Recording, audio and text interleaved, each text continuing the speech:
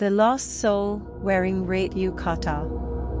They set off at dawn. By then, the couple had already been driving for a few hours on the highway heading towards the hiking trail that they had planned the week before. It was not a challenging trail, but not an amateur one either. It takes around 6 hours to complete the course, to reach the top and climb down again before the sun sets. It should be easy for them, as they had done this many times in the past. They had booked a night stay at a nearby ryokan, which is a type of traditional Japanese inn featuring tatami mat rooms, where visitors walk around in provided yukatas and share communal baths known as onsen. It was peak season, so vacant rooms are hard to come by. But thanks to a last-minute cancellation, they managed to get a room. She did not think twice before securing the room. People cancel and change plans all the time. It was not strange to say the least.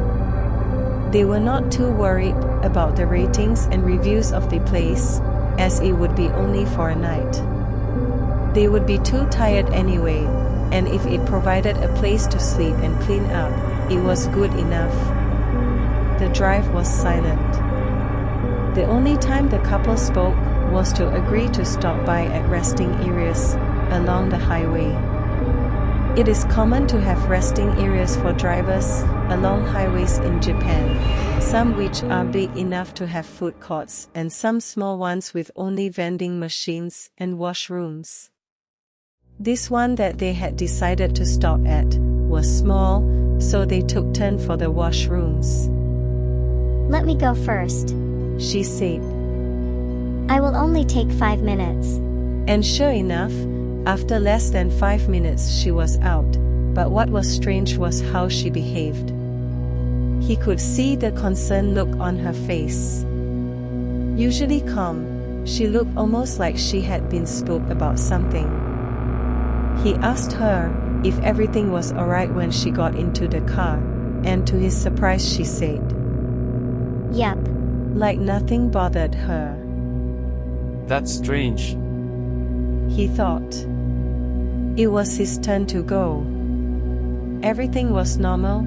He washed his hands, and as he made his way out of the restroom, took a glance at the corner of his eyes into the women's restroom and saw a red yukata just hanging on one of the doors from the reflection of the mirror.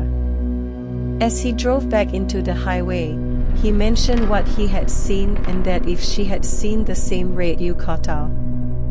Her answer gave him goosebumps. "Yes," she said. "You mean the one that was folded near the sink?" His answer brought out the same expression he had seen on her face when she came out of the restroom not too long ago. "I saw it hanging on one of the toilet doors," he said. "Very funny. Is that a joke?" she said. "Because there was no one else inside the toilet other than me." She was not happy, and he could see it on her face. Although she is not one to easily scare, she could also be an overthinker who believes in the paranormal. Movies like The Exorcism will keep her awake at night. Not wanting to make a big deal, he brushed it off and said, "You are right. I guess I was wrong. You know, from the reflection, I must have mistaken it to be hanging by one of the doors." That seemed to calm her down. But deep down inside, he knew what he saw. There could be no mistake. They continued their journey towards the hiking trail and soon after, arrived at the foot of the mountain. It did not take long before they were halfway up the peak. By then, both had already forgotten about the incident of the red yukata. The view from the peak was amazing. They could see the whole town nestling between the valleys of the mountains surrounding the city. As there were other hikers too, it did not feel isolated. Making their way down, she wondered if some of these hikers might be staying at the same ryokan tonight. It was a popular destination, after all, for hiking and hot springs, so most of the rooms in the ryokan nearby were fully booked. As the day gets darker, they made their way towards the ryokan. The entrance was not too well lit, but the name of the place and an arrow pointing towards the visitors' car park were clearly visible. They had made it a habit to check the number plates of the cars around. They joked that cars from places like Shinagawa or Setagaya means that they were from the Tokyo region, and it also usually means that they were posh city people. Cars from places like Tochigi or Ibaraki usually means that they were simpletons from the village. Of course, this was all just for fun, there was no truth in it. And since the ryokan was fully booked, they saw that the visitors came from various parts of the region. Half posh and half simpletons, to put it bluntly. The entrance and reception were oddly empty. No one was there to greet or welcome them in. So, they made their way and rang the bell that was placed on the counter. Ting, no one came the first time they rang it. Ting, second time. A man with tiny stature came out from behind. He had a stern and cold look on his face. He looked like he was in his 70s. He looked at the couple and apologized for the delay with a kind and soft voice. The juxtaposition of these two images were just what you would expect from a country like Japan. You are our last customers to check in today, he said, as if making the statement to point out one's wrongdoing. He gave the couple the key to their room and pointed the way to the onsen, while adding, "Please do not be late for dinner and breakfast." When they were finally alone, looking for their way to the room, the couple finally spoke. I think it's not bad for a last-minute booking, he said. Shall we go to the onsen after dinner? Yeah, sure. I hope they aren't that many people by the time we get there, she said. As they opened the door to their room, they were greeted by a 12 tatami mat room with an attached toilet. She did the first thing she always does when they stay in a ryokan, which was to check the yukata inside one of the closets. He could hear her gasping. What's wrong? He said. She took out the red yukata that was neatly folded and showed it to him. Doesn't this look familiar? He took it in his hands and spread it out, so he could see the whole yukata unfolded. And to his horror, it was the exact same yukata design he saw hanging on the toilet door at the restroom they had stopped at this morning. She said, Do you think someone stole it from here and left it there? I don't know, what else could it be? He said, half unsure of what to respond. That was the last question on his mind, as he was more preoccupied with the memory of clearly seeing it hanging on the door, when it was clear that there was no one inside the toilet.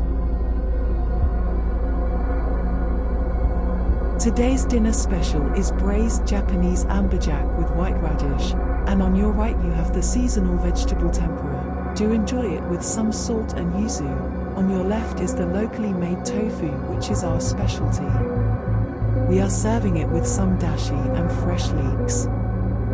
Hardly listening to the dinner menu being introduced, the couple looked around the dining hall and noticed women and men in their yukatas.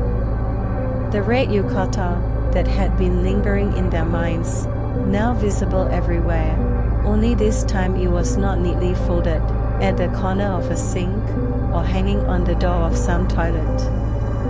They looked at each other and without a single word understood what each other felt at that very moment. Was it just a silly coincidence and nothing more? Or is there something more sinister? There was a secret that she had kept from him back at the resting area this morning. When it was his turn to use the toilet, she decided to look at the vending machine, and maybe to get herself a can of coffee. As she approached the vending machine, she saw a glimpse of a reflection on the shiny vending machine glass. It was of a woman seemingly running up to her from behind, wearing a yukata that resembled the one folded neatly by the sink. She quickly turned around, but saw and heard absolutely nothing. It spooked her so much that she ran back to the car, not wanting to believe what she had just experienced.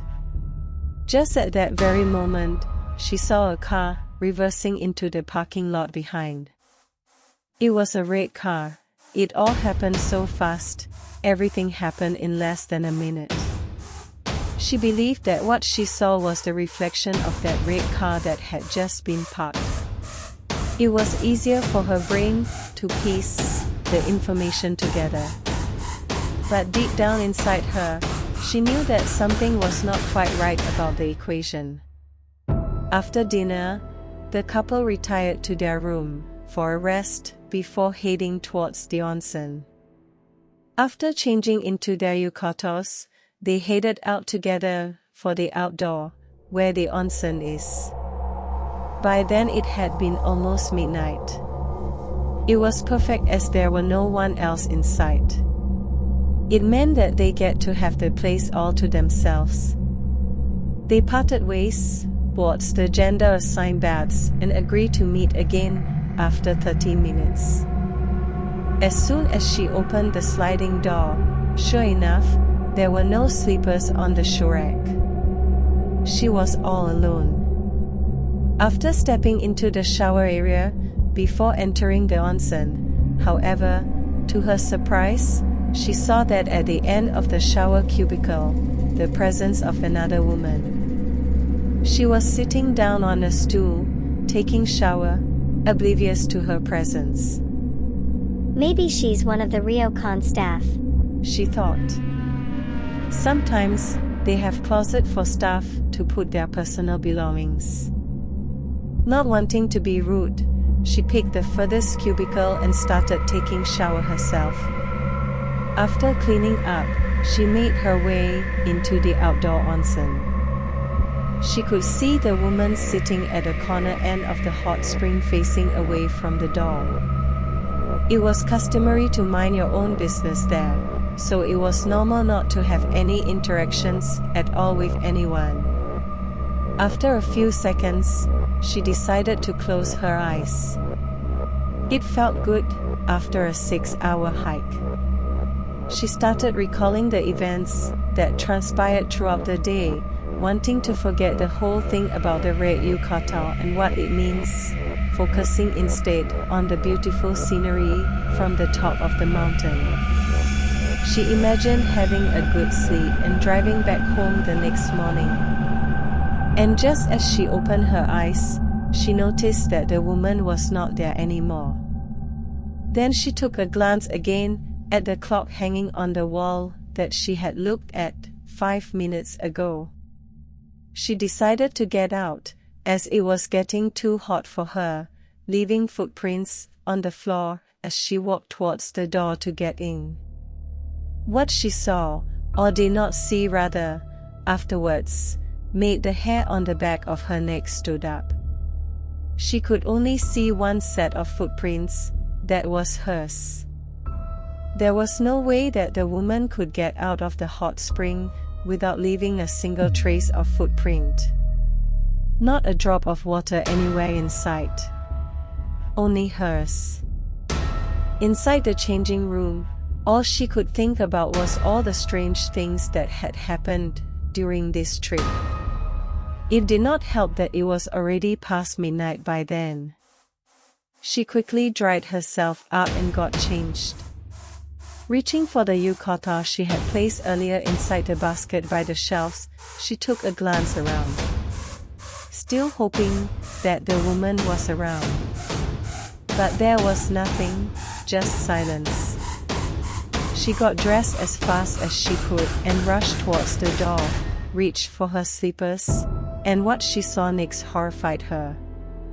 Next to her slippers was the red yukata, folded in the exact same way as she had seen it in the toilet at the resting area.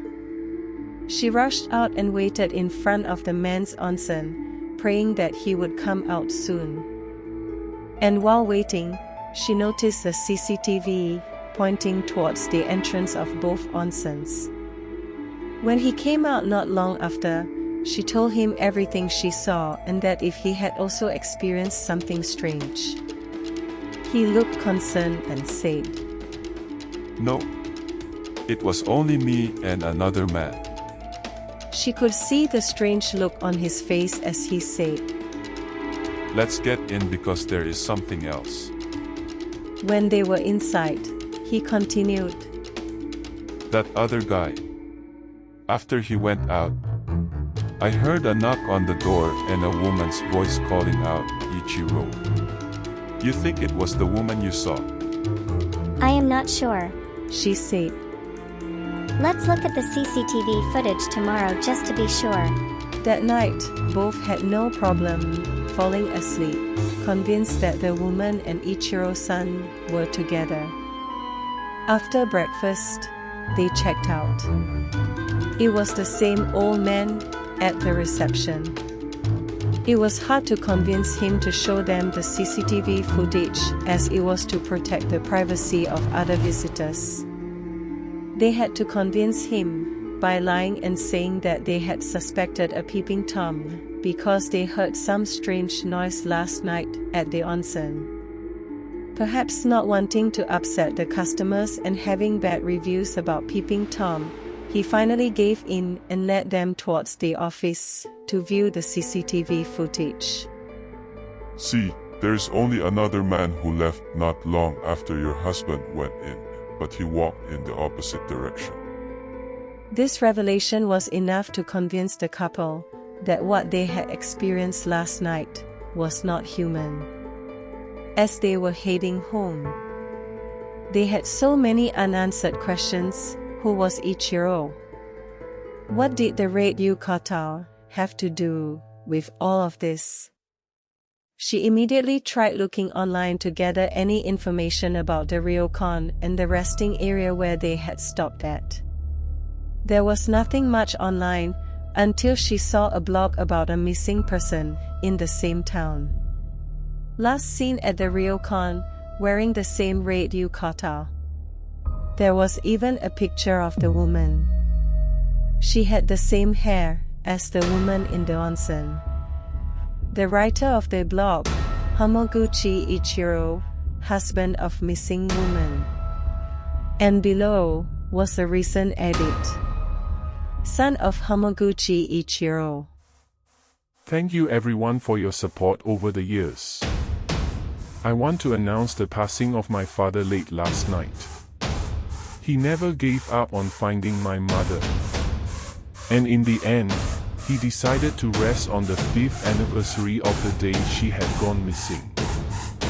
And in the comment section, one of the comments. My condolences, Hamaguchi-san, over the passing of your father. In fact, we were waiting for him at the ryokan today, as we always do every year, since your mother had gone missing. We will visit you soon to pay respect. As she went through the blog, she discovered that the Hamaguchi couple were regular visitors to the place. They had fallen in love with the place. They were a part of a hiking group that had frequently stayed at the ryokan. They had traveled all the way from Setagaya in Tokyo and had even apparently often stopped at the same resting area. A few questions remained. What happened to Mrs. Hamaguchi? Did anyone else experience what the couple had? What they know for sure is that Mrs. Hamaguchi is no longer around, but her soul is. The lost soul that would return to the place she loved wearing the red yukata that she was last seen. Thank you for watching. Please subscribe.